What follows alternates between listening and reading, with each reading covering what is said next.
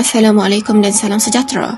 Kami dari SMK Sarjana Utama atau lebih dikenali sebagai SUTAMA.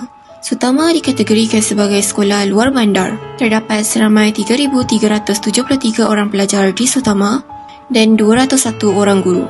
Yang berusaha Puan Hajah Nur Hayati binti Embong, Pengetua SMK Sarjana Utama yang sentiasa menjadi tunjang kekuatan dan kejayaan sekolah kita. Apa itu waste to energy?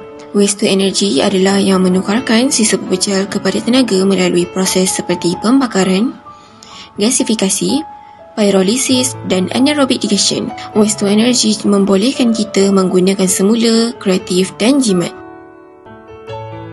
Apakah faktor komersial kenapa produk ini patut dihasilkan? Yang pertama, terdapat bahan buangan yang boleh diguna semula. Yang kedua, kos pembuatan yang lebih berpatutan. Ketiga, sisa daripada biogas boleh dijadikan baja untuk tanaman. 4.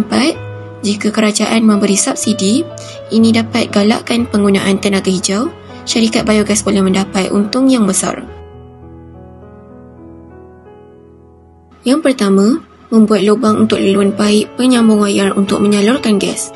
Kedua, kumpulkan sisa sayuran dan potong kecil untuk mempercepat proses perebutan dan masukkan ke dalam botol. Ketiga, meletakkan penyambung laluan paip dan botol di tempat yang telah dilubangkan dari langkah 1 tadi.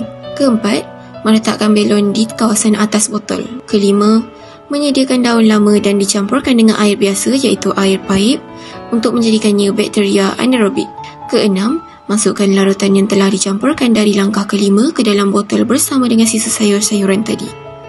Ketujuh, menyambungkan wayar penyambung berjarum di bahagian paip bagi memudahkan pembukaan gas. Ke-8, apabila belon sudah kembang selama 2 hari, dibiarkan.